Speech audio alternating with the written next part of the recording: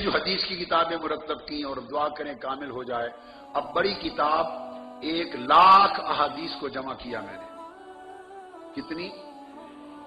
15 مجلدات میں، اور اس کا نام ہے عرفان السنہ. پہلے المنہاج السبی مکمل کر دی تاکہ ہینڈی بک ہو جائے، ترجمۃ الباب نئے بنائے تاکہ جس موضوع پر جو حدیث درکار ہو تلاش نہ کرنی پڑے، باب خود بولے اس موضوع کو. یہ ایک ہینڈی بک، اور علماء کے پاس اگر اور کوئی کتاب بھی نہ ہو، ساری زندگی اس کتاب کو پڑھتے رہیں تو علمی خطاب چلاتے رہیں گے. ایک کتاب کافی. اور یہ کتاب ما تخریج ہے. اب مصروف ہوں تفسیر قرآن میں، 15 جلدوں کی تفسیر، اور 15 جلدوں میں 1,00,000 احادیث میں سے نخبہ چن رہا ہوں. شاید 20-25 ہزار احادیث بن جائیں گی 15 مجلدات میں. اس کی جلد پہلی مناقب بھی تیار ہو گئی، اس رمضان میں چھپ جائے گی. 1400 احادیث کی ایک جلد. اسی طرح حضور کے مناقب اور فضائل پر 4 جلدیں وہ تیار ہو رہی ہیں.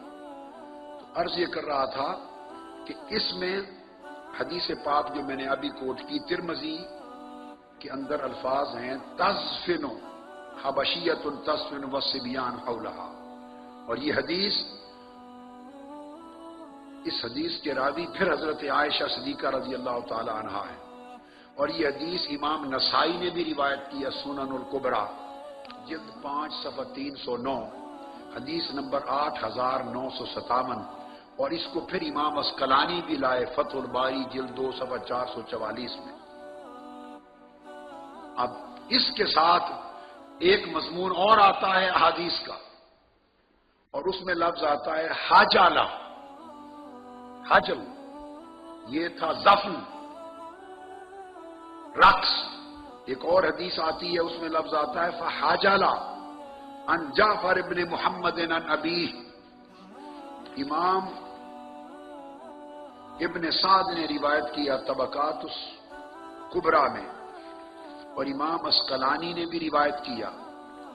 وہ حدیث کے الفاظ ہیں کہ حضرت جعفر، وہ واقعہ ہے، حدیبیہ کا موقع تھا، تو وہ بیٹی حضرت حمزہ کی صاحبزادی مختلف جگہوں پر گھومتی تھی، جاتی تھی، تو وہ اس کے اوپر 3 صحابہ کے درمیان اختلاف ہو گیا. سیدنا مولا علی المرتضیٰ نے اٹھا کے ادھر دے دیا، تو اختلاف ہو گیا. حضرت جعفر کہیں میں نے لینا ہے اس بیٹی کو، بچی کو. سیدنا علی شیر خدا فرمائے میں نے لینا ہے، اور حضرت زید کہیں میں نے لینا ہے. تو کیس پختہ سم، اختلاف ہوا. تو یہ مقدمہ آقا علیہ السلام کی بارگاہ میں پہنچا. حتی ارتفعت اصواتہم، آوازیں بلند ہو گئیں. حضرت علی شیر خدا، حضرت جعفر اور حضرت زید بن حارثہ کے درمیان. آقا علیہ السلام آرام فرما رہے تھے، آنکھ مبارک کھل گئی. پوچھا آوازیں کیا ہیں؟ تو مسئلہ پیش ہوا کہ یہ معاملہ ہے. تو آقا علیہ السلام نے تینوں کو سنا، اور جب تینوں کو سنا تو میں حدیث کی وہ بنیادی بات بتا دوں. آقا علیہ السلام نے پوچھا تینوں اپنا اپنا دعویٰ بتاؤ، تینوں کا دعویٰ کیا ہے؟ حضرت زید بولے، بلکہ حضرت جعفر بولے. حضرت علی سب سے پہلے انہوں نے اپنا دعویٰ بیان کیا. انا اخذتها، یا رسول اللہ میں نے اس کو اٹھایا، اور یہ میرے چچا کی بیٹی ہے، حمزہ بن عبد المطلب، میرے والد ابو طالب کے بھائی حضرت حمزہ، امیر حمزہ رضی اللہ تعالی عنہ سید الشہداء، ان کی بیٹی ہے. تو یہ میرے چچا کی بیٹی ہے، لہذا میرا حق ہے. آپ نے کیس سن لیا. پھر آقا نے فرمایا جعفر تمہارا دعویٰ کیا ہے؟ انہوں نے کہا یا رسول اللہ میری بھی چچا کی بیٹی ہے، حمزہ میرے بھی چچا ہے. تو میرے بھی چچا کی بیٹی ہے، اور اضافی بات یہ ہے کہ میرے گھر اس بیٹی کی خالہ ہے. چچا کی بیٹی بھی ہے، اور میرے گھر اس کی والدہ کی بہن میری زوجہ ہے، وہ پالے گی، خالہ پالے گی. یہ میرا دعویٰ ہے. آقا علیہ السلام نے پوچھا زید بن حارثہ تمہارا دعویٰ کیا ہے؟ وہ بولے یا رسول اللہ یہ میری بھتیجی ہے، یہ میری بھتیجی ہے، قرب ہے، تو میرا دعویٰ ہے۔ فقضا بہا رسول اللہ صلی اللہ علیہ وآلہ وسلم، یہ حدیث جو میں آپ کو بتا رہا ہوں یہ اولاً بخاری میں بھی آئی ہے، صحیح بخاری کتاب الصلح جلد 2 صفحہ 960 اور حدیث نمبر 2552 مختصر آئی ہے، مگر جو اگلی بات بتا رہا ہوں وہ دیگر کتب حدیث میں تفصیل کے ساتھ آئی۔ یہ حدیث امام بہقی نے بھی روایت کی، السنن الکبریٰ امام بہقی نے، اور یہ حدیث مسند بزار میں بھی آئی ہے، یہ حدیث طبرانی میں بھی آئی ہے، المعجم الاوسط طبرانی۔ تو آقا علیہ السلام نے فیصلے تینوں کو سن کر آقا علیہ السلام نے فیصلہ فرما دیا کہ یہ جعفر لے جائیں گے، یہ جعفر لے جائیں گے، اس لیے کہ جعفر کی بھتیجی بھی ہے اور اس کے گھر اس بیٹی کی خالہ ہے، اور فرمایا خالہ بمنزلۃ الام ہوتی ہے، ماں کی جگہ ہوتی ہے، جتنی دیکھ بھال پالنے میں اس کی بچی کی خالہ کرے گی کوئی غیر عورت نہیں کر سکتی، تو بیٹی حضرت جعفر کو دے دی۔ یہ فیصلہ سنا، الخالۃ بمنزلۃ الام، وقال لزید انت اخونا و مولانا، اور زید کی تعریف کر دی، فرمایا زید تو ہمارا بھائی ہے اور ہمارا مولا ہے۔ اور جعفر کو کہا، قال لجعفر انت اشبہہم منی خلقا و خلقا، اور جعفر بیٹی بھی لے جا، اور تجھے شکل و صورت میں اور اخلاق میں اللہ نے میری مثیل بنایا ہے، تیری شکل بھی میرے جیسی ہے، تیرا اخلاق بھی میرے جیسا ہے۔ اب یہ حدیث ہے، جب آقا علیہ السلام نے حضرت جعفر سے یہ فرمایا انت اشبہہم منی خلقا و خلقا، تو حدیث میں آتا ہے، امام بہقی، امام طبرانی، امام بزار، امام اسقلانی سب نے روایت کیا، فحاجل وراء رسول اللہ، حضرت جعفر بن زید خوشی میں کھڑے ہو گئے اور حضور کے ارد گرد رقص کرنے لگ گئے، وجد میں آ گئے۔ جب فرمایا انت اشبہہم منی، اے جعفر اللہ نے تیری صورت و سیرت کو میرا مثیل بنایا ہے، بس آقا کی شفقت کی دیر تھی، وجد میں آ گئے، فرت و سرور میں فحاجانا، حضور کے ارد گرد وجد کرنے لگے۔ جب وہ وجد کرنے لگے تو پھر حضرت زید نے سنا کہ حضور نے فرمایا انت مولانا، آپ ہمارے مولا ہیں، وہ حضرت جعفر کے ارد گرد رقص کرنے لگے۔ پھر حضرت علی نے فرمایا علی انت منی وانا منکا، تو مجھ سے ہے میں تجھ سے ہوں۔ حضرت علی اٹھے، وہ ان کے گرد رقص کرنے لگے، کمال منظر تھا۔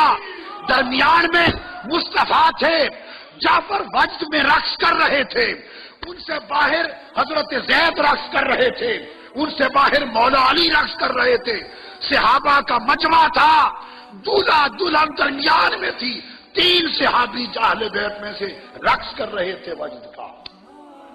اس سے جو کبھی نعت خوانی کے دوران اور محفل سما کے دوران صوفیاء فرحت میں، وجد میں، کیف میں، سرور میں، لذت میں مغلوب ہو کر کبھی اٹھ کے رقص کرنے لگتے ہیں، وہ رقص اس کیف اور حالت میں سنت صحابہ ہے۔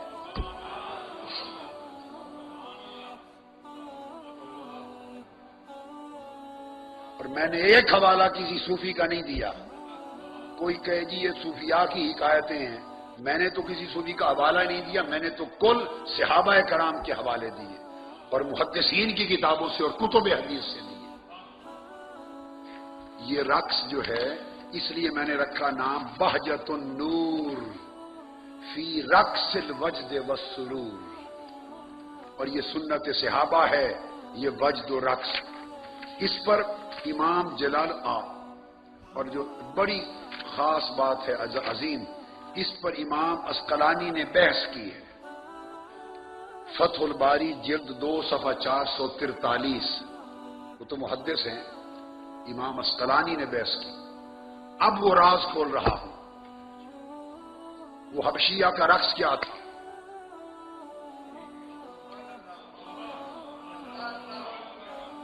اس پر محدثین نے بحثیں کی اور یہ باب قائم کرتے رہے کہ چونکہ وہ اور علماء نے اس طرف چل پڑے،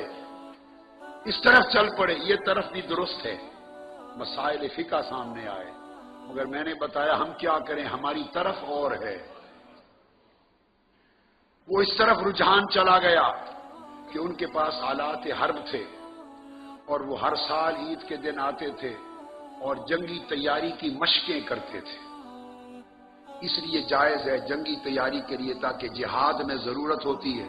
آلات حرب کے ساتھ جو رقص کرتے تھے وہ دراصل تیاری ہوتی تھی جنگ کی، اس کی مشق ہوتی تھی۔ درست ہے اور جائز ہے، جو لکھ دیا جائز۔ لیکن ایک سوال پیدا ہوتا ہے، جنگی مشقوں کے لیے مسجد نبوی رہ گئی تھی، باقی سارے مدینے میں کوئی میدان نہ تھا؟ حدیث تو ہو چکی، اب حدیث کی شرح ہے، اب حدیث کی شرح ہے۔ امام اعظم ابو حنیفہ رضی اللہ تعالی عنہ پر ایک اعتراض ہوا کہ یہ اپنی رائے سے بات کرتا ہے، مخالفین کا اعتراض تھا۔ اس اعتراض کو ائمہ نے، امام سفیان ثوری نے، امام عبداللہ بن مبارک امیر المومنین فی الحدیث، انہوں نے رد کیا اور کہا تم غلط کہتے ہو، میں نے اپنے کانوں سے ابو حنیفہ کو یہ کہتے ہوئے سنا۔ میں کوئی اپنی رائے سے بات نہیں کرتا، سب سے پہلے میں سند قرآن سے لیتا ہوں، اور قرآن سے نہ ملے تو پھر میں سنت نبوی سے لیتا ہوں۔ امام ابن عبد البر نے الانتقاء میں یہ پورا قول تحقیق کے ساتھ روایت کیا، اور وہ خود مالکی ہیں۔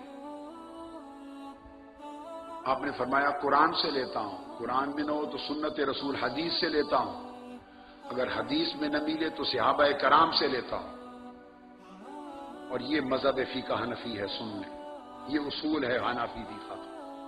صحابہ کرام سے لیتا ہوں، اگر صحابہ کا اجماع ہو تو فرمایا پھر قطعاً باہر نہیں جاتا۔ 3 اصل ایسی ہیں، 3 مصدر کہ پھر میں باہر نہیں جاتا۔ قرآن میں ہو تو خلاف نہیں کر سکتا، حدیث میں ہو تو خلاف نہیں کر سکتا، اگر تمام صحابہ کا اتفاق ہو اس پر تو خلاف نہیں کر سکتا۔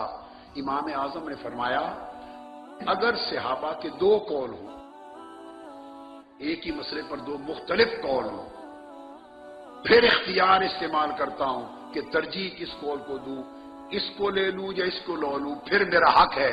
دونوں قول صحابہ کے ہیں تو ان میں سے جس کا چاہوں لے لوں۔ یہ مسئلہ رفع یدین میں اور کئی معاملات میں یہی ہوا ہے، دونوں قول صحابہ کے ہوں اگر تو پھر میں 2 میں سے کسی کا لے لیتا ہوں۔